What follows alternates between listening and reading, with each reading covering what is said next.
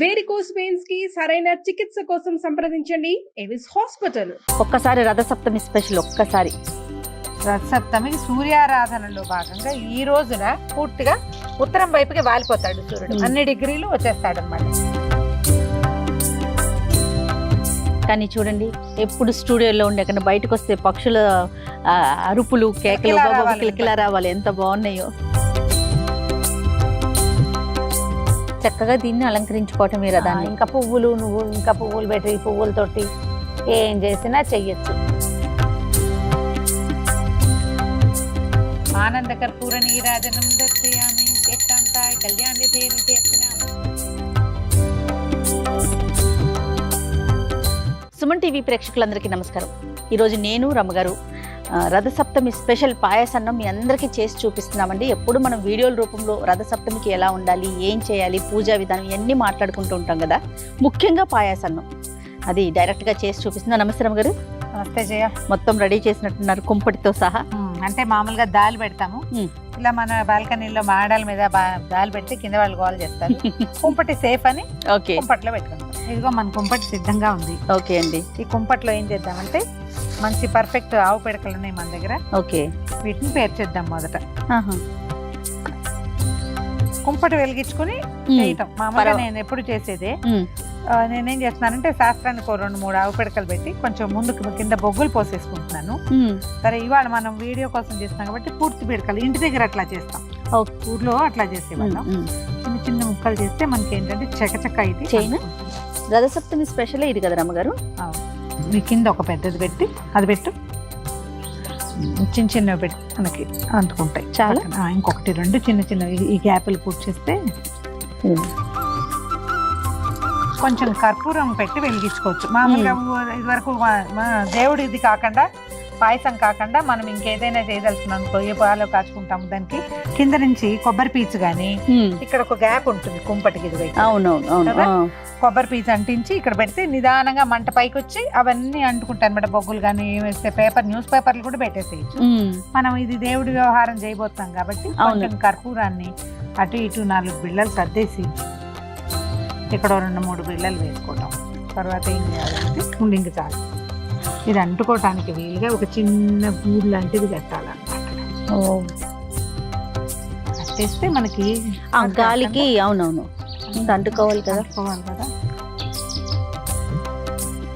కుంపటి రాసుకుని లోపల మనం కొంచెం ముగ్గేసుకుని చిక్కుడుకాయలు రథం చేసుకుని కుంపటి కాగా ఇది టైం తీసుకుంటుందండి. ఇది అంటుకోవాలి, మనకి పాయసం ఉడకాలి, ఉన్నాయి కదా. ఈ లోపల మనం మిగిలిన పనులు చేసుకోవచ్చు. అలాగే రమ్మగారు, ఒక్కసారి రథసప్తమి స్పెషల్ ఒక్కసారి. రథసప్తమికి సూర్యారాధనలో భాగంగా ఈ రోజున పూర్తిగా ఉత్తరం వైపుకి వాలిపోతాడు సూర్యుడు, అన్ని డిగ్రీలు వచ్చేస్తాడు అనమాట. ఇవాళ నుంచి నడక చాలా స్పీడ్ ఎక్కుతుంది. ఎప్పటికే మనకి ఎండ వచ్చేస్తుంది. అవును, ఇంకా బాగా ఎండలు ఎదిగిపోతాయి. ఇంకొకటి 2 కర్పూరం ఏమన్నా ఇక్కడ వేసింది పక్కన కూడా అనుకుంటుంది. మనకి ఇది చక్కచక్క కావాలిగా. ఇక్కడ 1-2 ఈ పైన గాలి కదా గబా గబా గబా అంటే. అవును, చాలు చాలా. కానీ చూడండి, ఎప్పుడు స్టూడియోలో ఉండే అక్కడ బయటకు వస్తే పక్షుల అరుపులు కేకలు కిలకిలా రావాలి, ఎంత బాగున్నాయో. మొత్తం పోయి అంటుకుని చూసావా జయ? అవును రమ్మగారు. ఇదిగో ఒక ఇత్తడి గిన్నె పెడదాం. ఇందులో ఈ గిన్నెని కడిగి పెట్టుకోండి, తడి గిన్నె ఉండాలి. ఇక పాలు పోసిద్దాం. ఒక 1/2 లీటర్ పాలు చేయ. ఓకే అండి. రమ్మగారు, పాలు పోసి పెట్టాము. ఈ పాలు పొంగు రానివ్వాలి. ఈ లోపల మనం ఏం చేద్దామంటే చిక్కుడుకాయలు రథం చేసుకోవటము.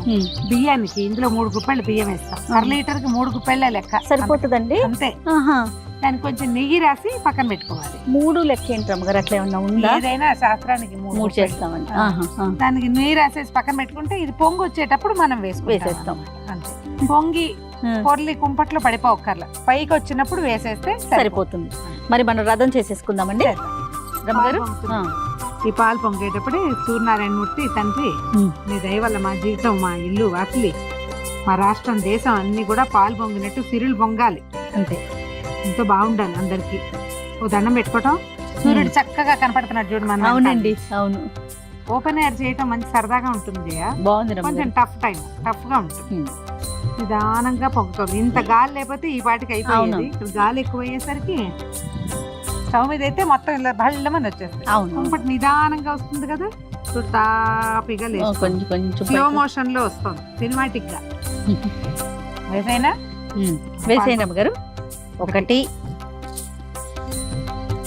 మళ్ళా రెండో పొంగు రానిచ్చి రెండోది వేస్తాం. స్టవ్ మీద అయితే కుంపటి కాబట్టి అంత రాకపోవచ్చు, అందుకని వేసేస్తాం.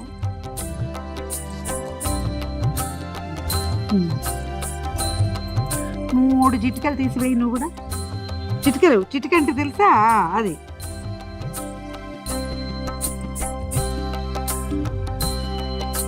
దీని మీద మూత పెట్టి తాపీగా నిదానంగా ఉడకనిద్దాము. ఈ లోపల మనం పూజ ఏర్పాటు చేసుకుంటాం. అలానే రమ్మగారు.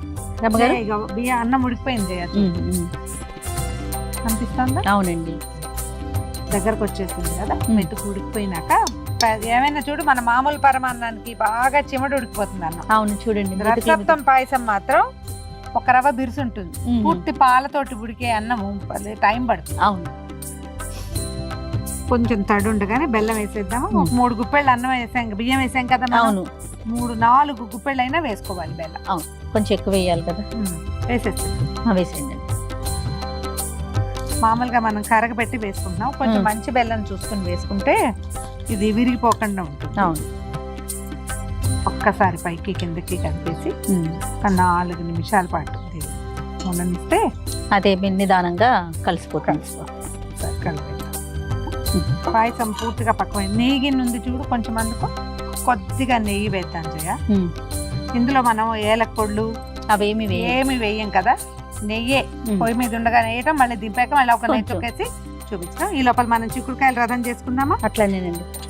7 గుర్రాలు సూర్యుడికి, అందుకని 7 చిక్కుడుకాయలు సమాన సైజులో 2 మొదటి పుల్లలు మనకి కావాలి. మరి 4 కావాలి రథం కోసం అండి. 5 పూచిక పుల్లలు చేయ. టూత్పిక్స్ తోటి కూడా చేసుకోవచ్చు, అవి ఈవెన్ సైజులో కూడా ఉంటాయి. గుచ్చటం కాయలు. ఇప్పుడు ఇటు కూడా ఇది ఎటు పెట్టామో దీన్ని కూడా అట్టే పెట్టుకోవాలన్నమాట. గింజలోకి గుచ్చితే గట్టిగా ఉంటాయి. అవును, కండలో కాకర. ఇది రథం అంటే రథం షేప్ లో ఏం చెయ్యం. శాస్త్రానికి ఈ చిక్కుడుకాయల రథాన్ని చేస్తాం అన్నమాట. 7కి లెక్కేంటమ్మ గారు? 7 గుర్రాలు ఆయన గుర్రాలని. సప్తాశ్వరథమారూఢం ప్రచండం కశ్యపాత్మజం అని చెప్తారు. ఇగో ఇలా దీని మీద నుంచి ఇటు 2 పుల్లలు వచ్చి ఇలా నిల్చుంటుంది. రథం లాగానే ఇంచుమించుగా అదే షేప్ లో వస్తుంది. మనం ఉంచోటం కోసమే. ఇది ఊరికే శాస్త్రానికి చేసేది కానీ అంతకంటే పెద్ద విశేషమైన వ్యవహారం ఏమి ఉండదు ఇందులో. కాయ గట్టిగా ఉంటే ఈజీగా దిగిపోతుంది. లేకపోతే కొంచెం సతాయి పుల్లలు కొంచెం సరిగ్గా అడ్జస్ట్ చేసుకోవాలి. ఈ 3టిని ఇలా రథం గోపురం లాగా వస్తుంది. అదే అంతే. ఇంకా ఇందులో ఏవో పరమాద్భుతాలు ఏమీ ఉండవు. అద్భుతంగా చేసే ప్రక్రియ ఇది ప్రక్రియ కాదు. రెండోది ఏంటంటే ఇది ఒక విధానం ప్రకారం మనం ఆయన్ని ఇక్కడ కూర్చోబెట్టాం. ఈ కింద ఏదైనా ఎత్తుగా పెట్టుకుంటే కరెక్ట్ గా కూర్చుంటుంది అన్నమాట. మన దగ్గర సూర్య ప్రతిమ ఏదైనా ఉంటే పెట్టుకుంటాం చేయ. చాలా సాధారణంగా ఎవరి దగ్గర సూర్యుడి ప్రతిమలు అవి ఉండవు. అవును, మనం ఈ చిక్కుడుకాయల రథమే నీకు చేత వచ్చినా చేత రాకపోయినా ఎలా ఉన్నా సరే ఇదే మన రథం అంతే. దీని మీదకే మనము ఇప్పుడు ఇక్కడే ఉన్నాడు కదా, మన వెనకాలే సూర్యుడు ఉన్నాడు. ఆ వెనకాలన్న సూర్యనారాయణ మూర్తిని ఈ చిక్కుడుకాయల రథం మీదకి ఆహ్వానిస్తాం. ఇక్కడికి రానైనా అని చెప్పి చక్కగా దీన్ని అలంకరించుకోవటమే రథాన్ని. ఇంకా పువ్వులు పెట్టి పువ్వులతోటి ఏం చేసినా చెయ్యొచ్చు. మనం బ్యూటిఫికేషన్ కోసం చేయట్లేదు, జస్ట్ విధానం చెప్పుకుంటున్నాం అంతే. మనం ఏదైనా అలంకారాలు చేసి అలా వీడియోలు తీసేటప్పుడు మనం ఏటా చేసినా చేయకపోయినా బోల్డ్ అని వేషాలు వేస్తాం. అవేం వేయట్లేదు ఇప్పుడు. ఒక చిన్న పసుపు వినాయకుడిని కనుక చేసి పెట్టుకుంటే, అంటే ఏది ప్రతిమా విశేషం లేదని మనకు ఇది లేకుండా పసుపు తోటి ఒక చిన్న వినాయకుడిని చేసుకుంటే గౌరీదేవిని కానీ చేస్తే సరిపోతుంది. మన దగ్గర ఈ అరసవెల్లి సూర్యనారాయణ మూర్తిది ఏదైనా ప్రతిమా విశేషం అలా ఉన్నాయనుకో అవి కూడా పెట్టుకోవచ్చు. తర్వాత ఈ కోణార్క సూర్యుడు అలా ఉంటాడు మన దగ్గర, కొంతమంది ఇళ్లలో ఉంటాడు కదా. అవునండి, అప్పుడు కూడా పెట్టుకోవచ్చు. చిన్న గౌరీ అదే ఇప్పుడు హరిద్రాబింబంలోనే అంటే పసుపు ముద్దకే మనం సూర్యుడిని పిలుస్తాం అన్నమాట. అందులోకి దీపానికి కూడా చిన్న అలంకారం చేద్దాం. మనం ఇట్లా వాకిట్లో చేసుకునేటప్పుడు నిలువు ఒత్తి కనుక వేస్తే ఇట్లా ఇది కొండెక్కకుండా ఉంటుంది. పక్కకు పెట్టిన ఒత్తి పడిపోతుంది, అంటే వెళ్ళిపోవచ్చు కానీ గాలికి నిలువు ఒత్తి ఒత్తి నుంచుంటుంది అనమాట. ఎంత గాలి వస్తుందో చూడు. ఆదిత్య హృదయం కానీ, నవారి స్తోత్రం కానీ, సూర్యమండల స్తోత్రం కానీ ఏది చదువుకుంటే అది చదువుకోవటం. ఓకే,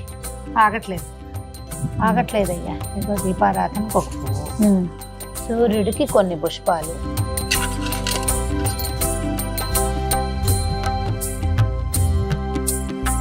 సర్వదా జయమంగళం తదేవ లగ్నం సుదినం తదేవ తారాబలం చంద్రబలం తదేవ విద్యాబలం దైవబలం తదేవ లక్ష్మీపతే తేంగ్రేగం స్మరామి గురుర్బ్రహ్మ గురుర్విష్ణు గురుదేవో మహేశ్వర గురు సాక్షాత్ పరబ్రహ్మ తస్మై శ్రీ గురవే నమః. లాభస్తేషాం జయస్తేషాం కుతస్తేషాం పరాభవః ఏషాం ఇందీవరస్యామో హృదయస్థో జనార్దనః. సర్వమంగళమాంగళ్యే శివే సర్వార్థ సాధికే శరణ్యే త్రయంబకే గౌరీ నారాయణి నమోస్తుతే. శ్రీలక్ష్మీ నారాయణాభ్యాం నమః ఉమామహేశ్వరాభ్యాం నమః. సప్తమ్యాం రథసప్తమి నామ పుణ్యతిథౌ భృగువాసరే శుభనక్షత్రే శుభయోగే శుభకరణ ఏవం గుణ విశేషణ విశిష్టాయాం అస్మాకం సహకుటుంబానాం క్షేమస్థైర్యధైర్య విజయాభయారోగ్య ఐశ్వర్యాభివృద్ధ్యర్థం ధర్మార్థ కామ మోక్ష చతుర్విధ ఫలపురుషార్థ సిద్ధ్యర్థం శ్రీ సూర్యనారాయణ దేవతాముద్దిశ్య శ్రీ సూర్యనారాయణ దేవతా ప్రీత్యర్థం రథసప్తమి పూజాంగ అహం కరిష్యే. రథంగా కలసారాధన కరిష్యే ఏదో చేస్తాము. కలసాలు ముఖాలు విష్ణువులు అన్నీ చేసేసినట్టే. ఇదిగో నీళ్ళు ఉన్నాయి కాబట్టి ఇంక ఇబ్బంది లేదు. స్నానం పెట్టుకో జయ. జయ సదా సవితృమండల మధ్యవర్తి నారాయణ సరసిజాసన సన్నివిష్ట కేయూరవాన్ మకర కుండలవాన్ కిరీటి హారి హిరణ్మయవ పుర్ధృత శంఖ చక్ర. సూర్యుడికి 12 నామాలు ఉన్నాయి. ద్వాదశ నామావళి చెప్తారు. ఈ నెల రోజులు కూడా చదువుకోవచ్చు. మిత్రాయ నమః రవయే నమః అని చెప్తారు. ఈ 12 నామాలు ఒక మాట చదువుకోవటం. తర్వాత ఇప్పుడు మనం పాయసం పక్కన దగ్గర పెట్టుకున్నాం కదా. అవునండి. దీన్ని మనకి చిక్కుడాకులు కనుక దొరికితే ఒక పళ్ళెంలో చిక్కుడాకులు పరిచి అందులో పెట్టుకోవటమా? అందులో పెట్టి నివేదన చేసేస్తాం అన్నమాట. ఈ సీజన్ వచ్చేసరికల్లా చిక్కుడాకులు ఒక రకంగా అవుతాయి జబ్బుగా. అవును రమ్మగారు, ఎక్కడ చూసినా ఇలానే కనిపిస్తా ఉన్నాయండి. 5 ఆకుల్లో పెడతాం జయ, 7 ఆకుల్లో పెట్టుకుంటాము అట్లా అన్నమాట.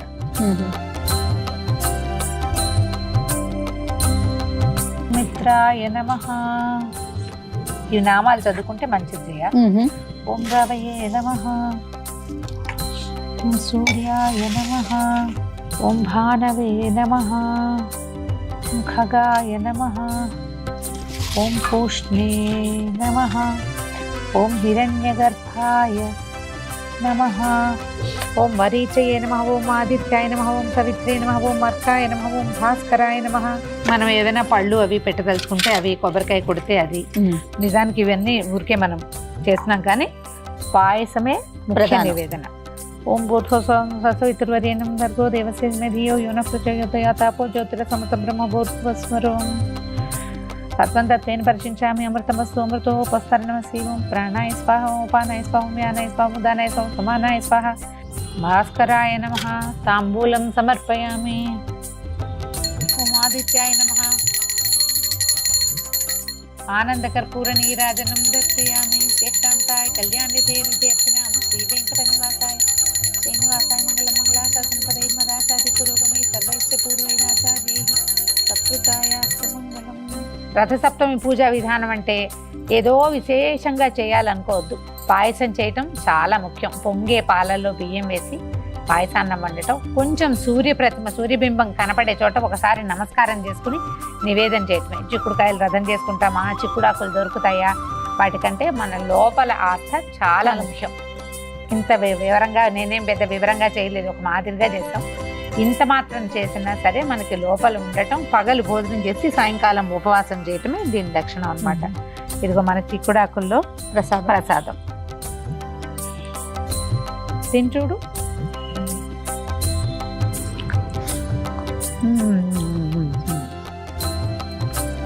కుంపట్లో చేసిన ప్రసాదం. ఈ మాఘమాసం అంతా ఏమీ చేయలేకపోయినా స్నానం చేసి సూర్యుడికి దండం పెట్టుకోండి. అలాగే.